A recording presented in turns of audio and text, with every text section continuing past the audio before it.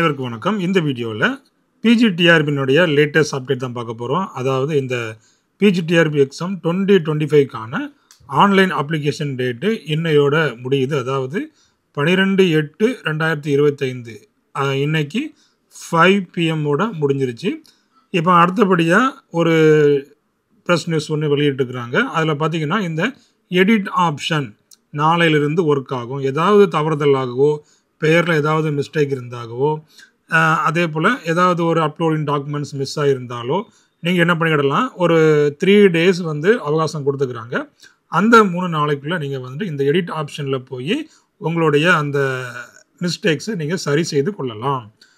பார்த்தீங்கன்னா இந்த 10/7/2025 அன்று இந்த ஆன்லைன் அப்ளிகேஷன் டேட்டு கொடுத்துருந்தாங்க. அதாவது 12/8/2025. ஸோ இன்றைக்கி லாஸ்ட் டேட்டாக இருந்தது. அப்போ இந்த எடிட் ஆப்ஷன்ஸை இன்றைக்கி கொடுத்துக்கிறாங்க. அதாவது ஏற்கனவே இந்த பேமெண்ட் பண்ணியிருப்பாங்க இல்லையா, ஸோ இந்த அப்ளை பண்ணி பேமெண்ட் பண்ணவங்க மட்டும்தான் இந்த எடிட் ஆப்ஷனை அவங்க சரி செய்து கொள்ள முடியும். இப்போ டேட்டு பார்த்திங்கன்னா 13, 14, 15, 16. அப்போ 4 days டைம் கொடுக்குறாங்க. அதுவும் பார்த்திங்கன்னா 16/8 5 PM இதை க்ளோஸ் பண்ணுறாங்க. அப்போ இந்த எடிட் ஆப்ஷனில் போகும்போது என்னென்ன வழிமுறைகளை அவங்க பின்பற்றணும் அப்படிங்கிற டீட்டெயில்ஸும் இதில் கொடுத்துக்கிறாங்க.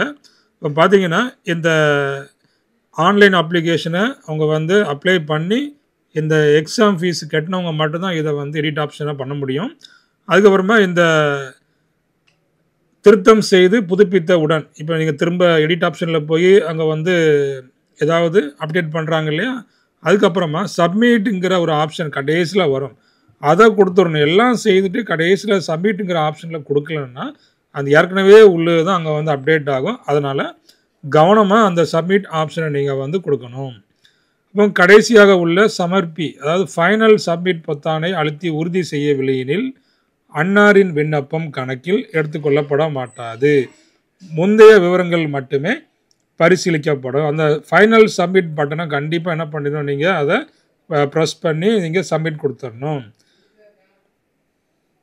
விண்ணப்பதாரர்கள் மாற்றங்களை செய்து விண்ணப்பத்தை சமர்ப்பித்த பின் எந்த மாற்றமும் ஏற்றுக்கொள்ள இயலாது. அப்போ அப்டேட் பண்ணதுக்கப்புறம் எடிட் ஆப்ஷனில் போய் அதை அப்டேட் பண்ணதுக்கப்புறமா எந்த ஒரு மாற்றமும் செய்ய முடியாது. அதுக்கப்புறம் பார்த்திங்கன்னா திருத்தம் மேற்கொள்ளும் விண்ணப்பதாரர்கள் திருத்தம் மேற்கொள்ளும் குறிப்பிட்ட இடத்தில் பேனல் உரிய திருத்தம் மேற்கொண்ட பின்பு தொடர்ச்சியாக அடுத்த பகுதியிலும் சரிபார்க்க வேண்டும். நீங்கள் ஒரு பாக்ஸில் நீங்கள் ஏதாவது அப்டேட் பண்ணியிருப்பீங்க. அப்டேட் பண்ணதுனால அடுத்த கட்டம் என்ன ஆகும், வேரி ஆகும். அப்படி வரிசையாக அந்த எல்லா ஆப்ஷனையும் நீங்கள் கரெக்டாக இருக்கா அப்படிங்கிறத சரிபார்த்து அதை ஃபில் பண்ணணும். அப்போ மற்ற பகுதிகளிலும் மாற்றம் செய்ய வேண்டிய அவசியம் ஏற்படும். ஒன்றை சரி செய்யும்போது இன்னொன்றில் மாற்றம் இருக்கும். அதையும் நீங்கள் கரெக்டாக என்ன பண்ணிடணும், சரி செய்திடணும். இப்போ எடிட் ஆப்ஷன் செய்த பின்னர் பிரிண்ட் ப்ரிவியூ பேஜ் சென்று அனைத்தும் சரியாக உள்ள பட்சத்தில் டிக்ளரேஷனில் ஒப்புதல் அளித்து அதுக்கப்புறம் தான் என்ன செய்யணும், நீங்கள் சப்மிட் கொடுக்கணும்.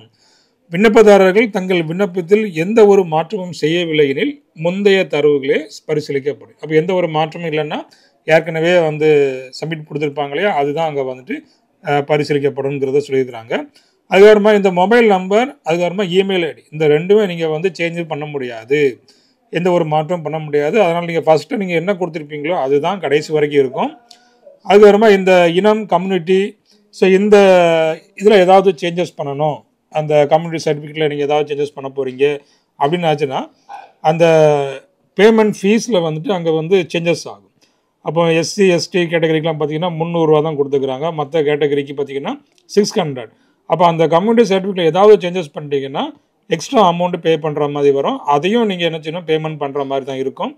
அதுக்கப்புறமா இந்த கூடுதலாக கட்டணம் செலுத்த வேண்டும் என்றால் அந்த முழு தொகையையும் மீண்டும் செலுத்த வேண்டும். தேர்வுக்கான முழு கட்டண தொகையையும் மீண்டும் செலுத்த வேண்டும். அந்த பாதி அமௌண்ட்டு கிடையாது. இப்போ 300 கட்டிருக்காங்கன்னா திரும்ப 300 கிடையாது, 600 கட்டணும். அதே போல் விண்ணப்பத்தில் கட்டண தொகையில் திருத்தம் செய்யும் போது குறைவான கட்டணம் செலுத்தணும். இப்போ 600 கட்டியிருக்கீங்க, ஏற்கனவே கட்டியாச்சு, 300 தான் இப்போ வருது அப்படின்னு ஆச்சுன்னா ஏற்கனவே கெட்டினிலேருந்து 300 என்ன செய்ய மாட்டாங்க, திரும்ப அனுப்ப மாட்டாங்க. அதுக்கப்புறமா மேலும் இனிவரும் காலங்களில் திருத்தம் தொடர்பாக எவ்வித கோரிக்கைகளும் பரிசீலனை செய்யப்பட மாட்டாது என தெரிவிக்கப்படுகிறது. இதுதான் லாஸ்ட் ஆப்ஷன். அதனால் உடனடியாக இந்த எடிட் ஆப்ஷனில் போய் என்னென்ன எல்லாமே கரெக்டாக இருக்காங்கிறத ஒருக்கா கூட நீங்கள் வெரிஃபை பண்ணிக்கிடுங்க. அப்போ இன்னையோட இந்த ஆன்லைன் அப்ளிகேஷன் டேட் முடியுது. அடுத்தடுத்து ஒவ்வொரு ப்ராசஸாக நடந்துக்கிட்டே இருக்குது. இப்போ 4 days டைம் கொடுக்குறாங்க எடிட் ஆப்ஷனில். அதுக்குள்ளே ஏதாவது பிரச்சனை இருந்துச்சுன்னா நீங்கள் போய் செக் பண்ணிவிடுங்க. கண்டிப்பாக போய் ஏதாவது ஒரு மிஸ்டேக் இருக்குதா அப்படிங்கிறத செக் பண்ணணும். சரிங்களா? அப்போ எந்த ஒரு நீங்கள் சேஞ்சஸும் இல்லைன்னா அப்படியே விட்டுடலாம். சேஞ்சஸ் இருக்குதுன்னா உடனே என்ன பண்ணிடுங்க, மாற்றிடுங்க. இப்போ இவ்வளோ தான் இந்த லேட்டஸ்ட் ப்ரெஸ் நியூஸில் வந்து கொடுத்துக்கிறாங்க. அப்போ இந்த பிஜிடிஆர்பி கெமிஸ்ட்ரி எக்ஸாமுக்காக நம்ம வந்து இந்த ஆன்லைன் கிளாஸஸ் நடந்துகிட்ருக்குது.